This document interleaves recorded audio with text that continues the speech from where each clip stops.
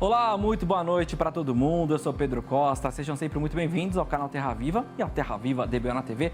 Nos próximos 30 minutinhos, vamos estar juntos trazendo as principais notícias da pecuária. E hoje, a prosa bredeira do dia já começa mostrando o tamanho da produção da nossa carne, que mexe com o bolso do produtor e com o prato na mesa do brasileiro. E o recorde histórico no abate de gado do Brasil é o nosso assunto de hoje. Para você entender o tamanho dessa história, só no terceiro trimestre de 2024 foram abatidas nada mais, nada menos que 10.370.000 cabeças. Isso mesmo, pela primeira vez. A gente passou da marca de 10 milhões num único trimestre. Esse número é 15,3% maior que o registrado no mesmo período do ano passado e ainda subiu quase 4% em relação ao trimestre anterior. Os dados foram divulgados nesta quinta-feira pelo Instituto Brasileiro de Geografia e Estatística, o IBGE. E o que está acontecendo para ter tanto gado indo para o gancho?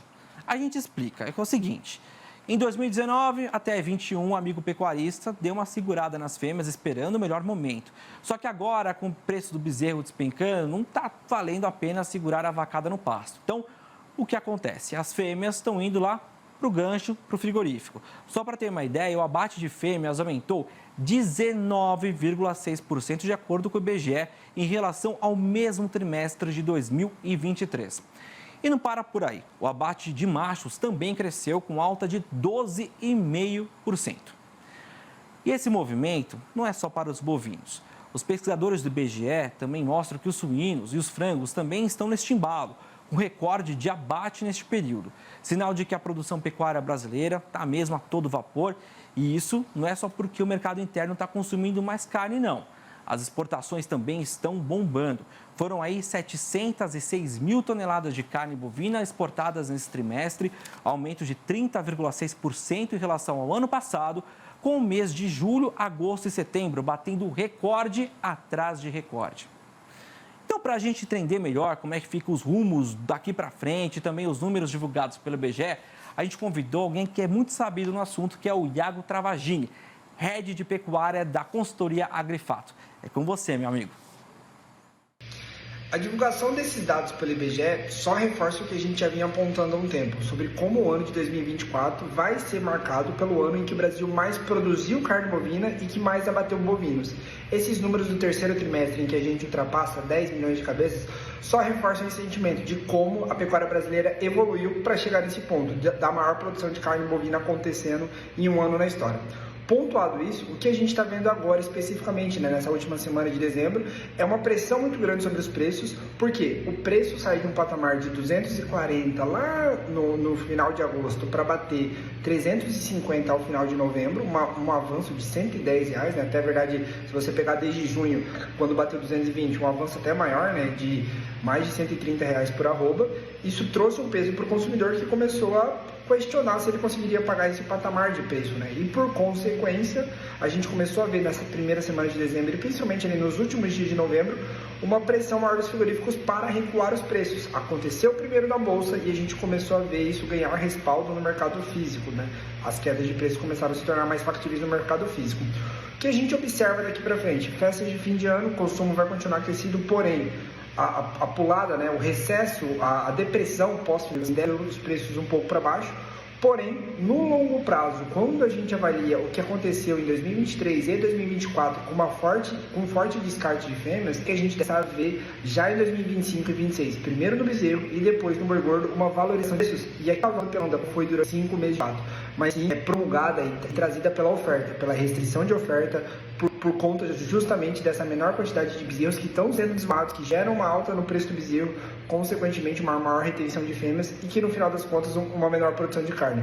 É isso que a gente pelo menos enxerga para 25 e 26, um ano com uma oferta mais restrita e preços que, apesar desse momento estarem aí num campo negativo, a gente vê preços aí subindo principalmente no segundo semestre de 2025 e primeiro semestre de 2026. É isso. Tá certo, valeu, Iago, obrigado, um abração pro pessoal da Agrifato também. E agora vamos apresentar a nossa coluna Raças e Cruzamentos com o zootecnista Alexandre Zadra.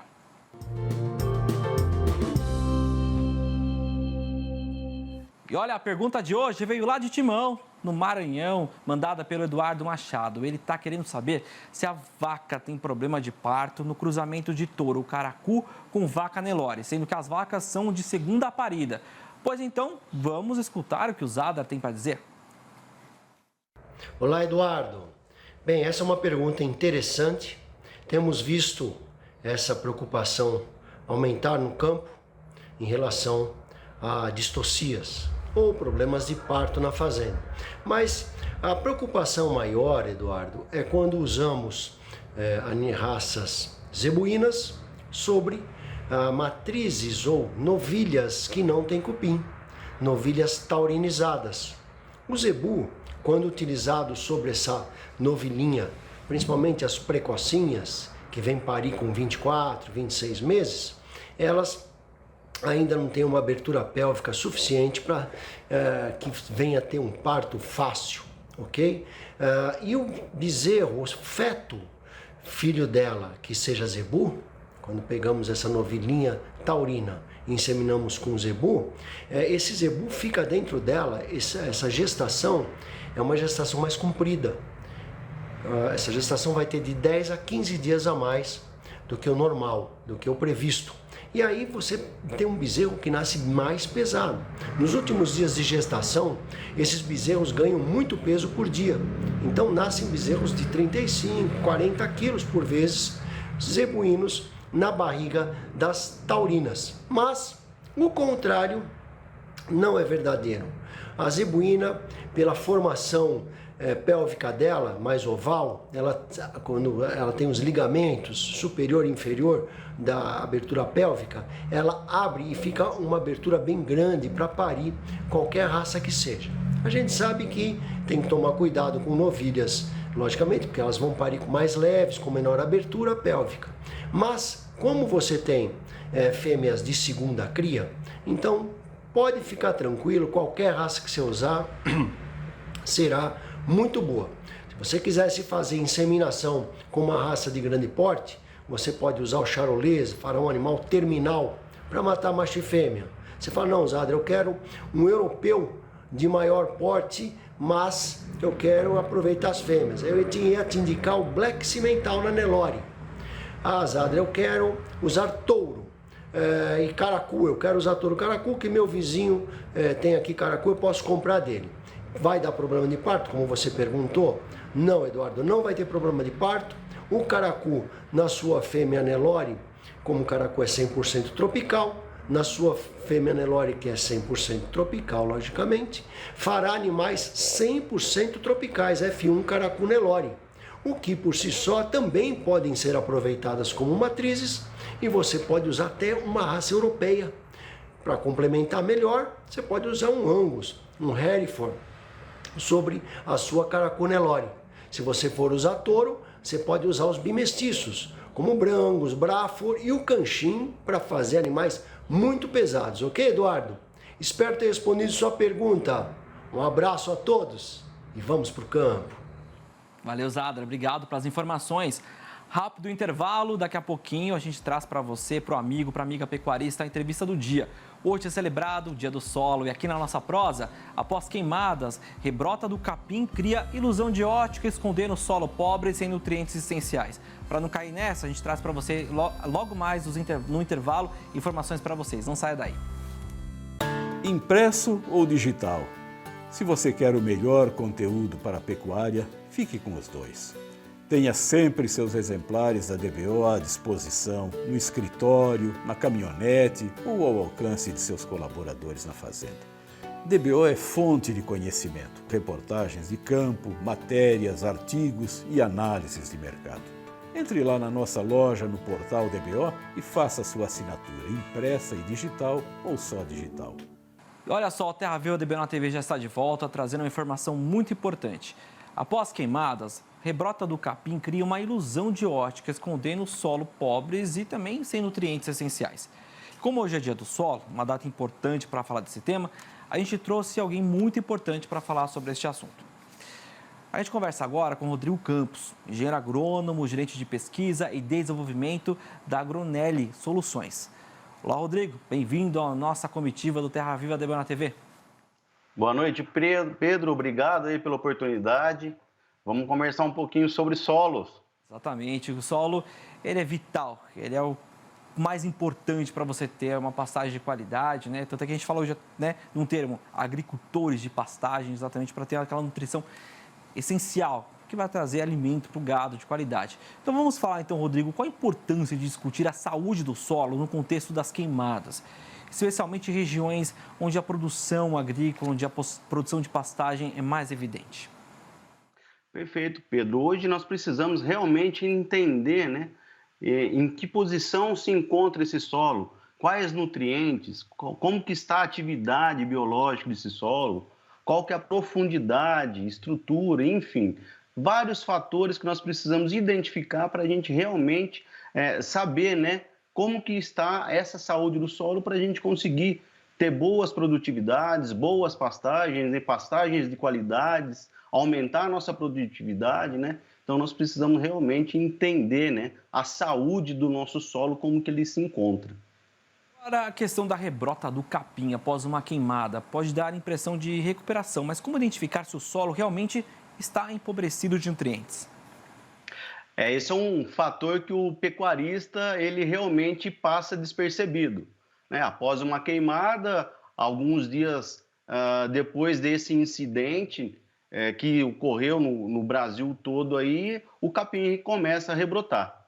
Infelizmente, ele para de crescer, né? Ele para de ter uma pastagem de qualidade. Então, é uma falsa impressão de que essa pastagem vai se ter qualidade. Então, o pecuarista ele tem que observar com detalhe como que está o crescimento dessa pastagem, dessa rebrota, se ela está vindo vigorosa ou não.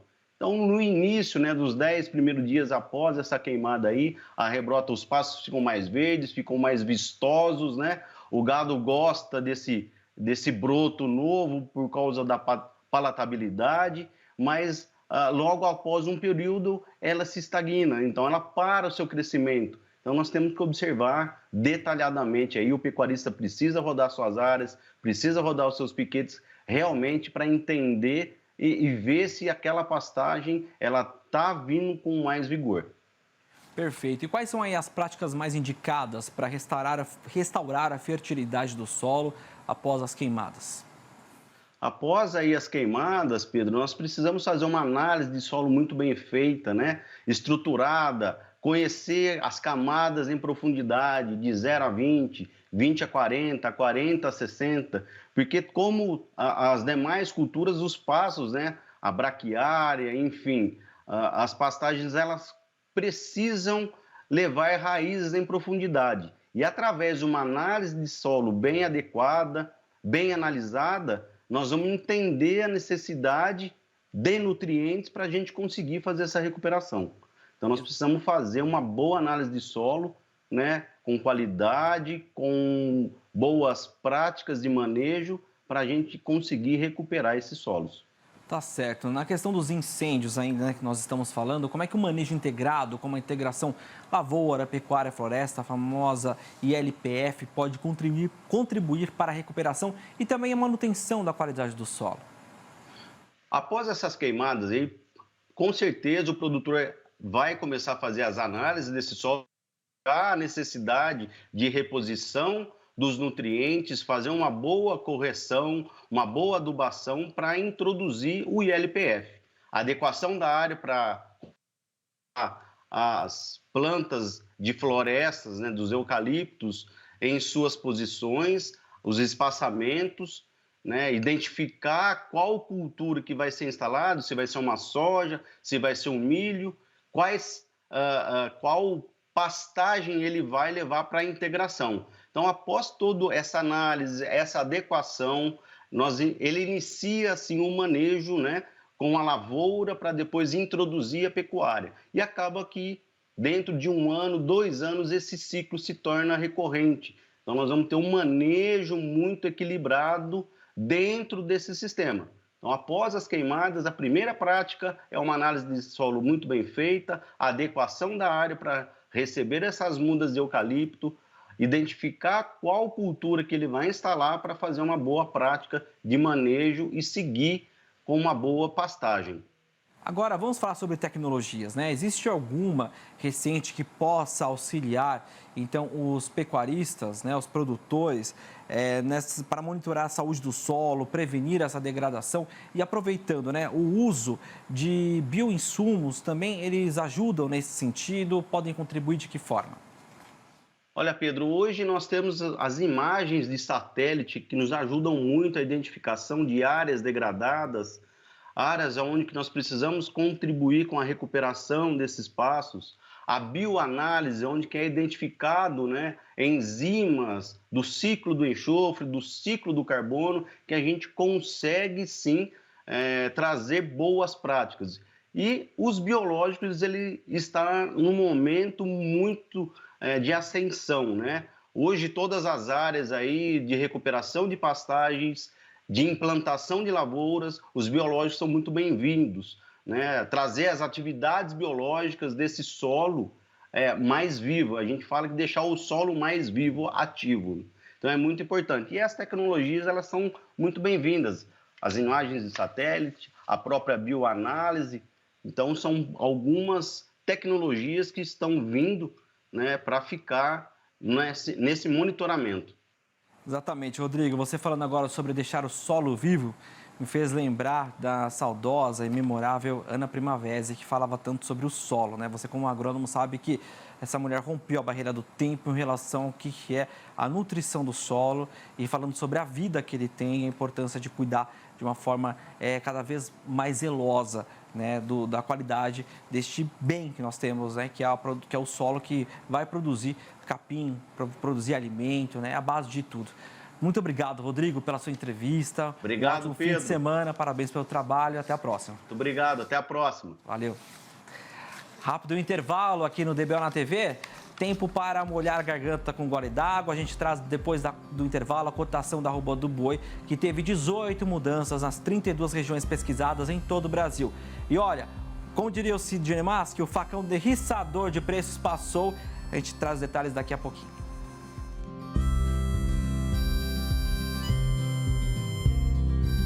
Rapidinho, já estamos de volta aqui no Terra Viva DBO na TV.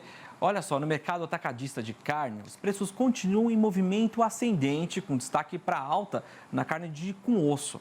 De acordo com as informações aí da Scott Consultoria, a carcaça casada do boi e do boi inteiro tiveram aí um aumento de 0,7%, atingindo R$ 23,15 o quilo e R$ 22,30 o quilo, respectivamente.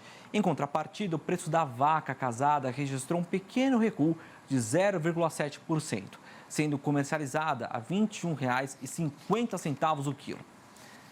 Já em relação aos cortes desossados, a valorização média foi de 2,6%.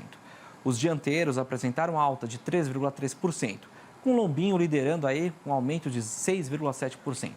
Já os cortes traseiros, liderados pelo filé mignon, sem cordão, tiveram aumento aí de 2,4%, com variação de quase 22% no comparativo mensal. Apesar de algumas altas, as negociações continuam lentas, o que gerou acúmulo de mercadorias nos pontos de distribuição. Mesmo com o pagamento do 13º salário, o mercado não registrou um aquecimento tão significativo como era esperado nas vendas. A expectativa é de ajuste moderados nos preços nos próximos dias, com a possibilidade de uma leve valorização com a aproximação das festas de fim de ano. E muito pecuarista tem aí se perguntado, será que de fato a arroba do gado vai registrar os 400? Pois é, uma nova realidade que muitos pecuaristas têm acreditado que pode chegar em 2025. Mas enquanto essa prosa não vira realidade, no balanço do dia da Scott Consultoria foram apuradas mudanças nas cotações. Em 18 das 32 regiões, todas, a arroba caiu.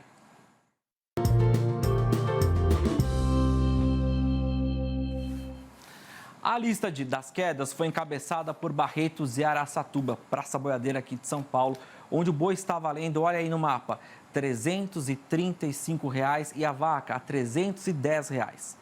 Na capital das Minas Gerais, BH, e também no nortão do estado, o boi está valendo R$ 330,00 e a vaca negociada a R$ 315,00. Já no Triângulo Mineiro, a vaca não sai por menos de R$ 310,00 e o boi a R$ 330,00. Lá em Goiânia, capital de Goiás, o boi caiu para R$ 330. Já no sul do estado, a queda foi geral, com a vaca indo para R$ 315 e o boi a 330.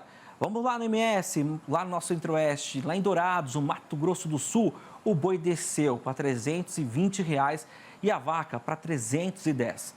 Capital Campo Grande, a negociação do boi também está valendo R$ 320.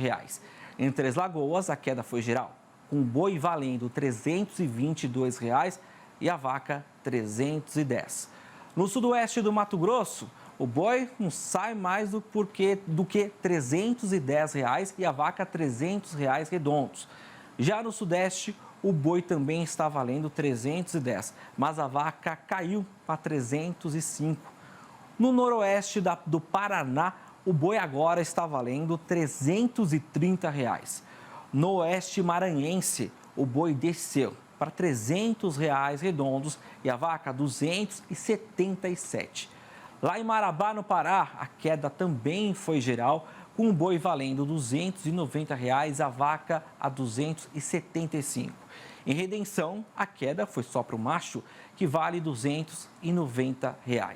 Já em Paragominas, a vaca que caiu e agora não sai por menos do que R$ 274 arroba. Para finalizar essa prosa de cotações, a lista de hoje traz o norte do Tocantins, em que a vaca caiu para R$ 290. Saí na boca da madrugada para ver minha namorada na fazenda da Ramada.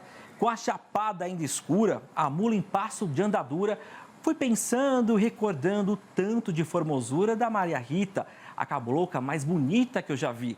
E quando o sol se alevantou por detrás do chapadão, no meu coração esquentou o desejo de roubar dela o primeiro beijo, que deve ter sabor de amor profundo e de licor de angostura, que eu nunca bebi, mas ouvi dizer que é das coisas mais gostosas que se tem no mundo. Esses versos versejados você encontra sempre no livro Versinhos de Caipira, entre os 4, do nosso editor e apresentador Sidney Maschio. E você quer um exemplar? Claro, como todo mundo. É só entrar em contato aqui com esse endereço no rodapé da tela. E é claro que eu não deixarei de fazer essa homenagem ao meu amigo Sidney Maschio, que acompanha a gente nas suas merecidas férias. E já que estamos aí seguindo os passos do nosso mestre Sidney Maschio, curtindo essas férias, desejando aí para você um ótimo restinho de quinta-feira, mas amanhã, sexta, a comitiva está de volta com um programa cheio de novidades sobre a pecuária brasileira. E parafraseando nosso editor, até a vista então.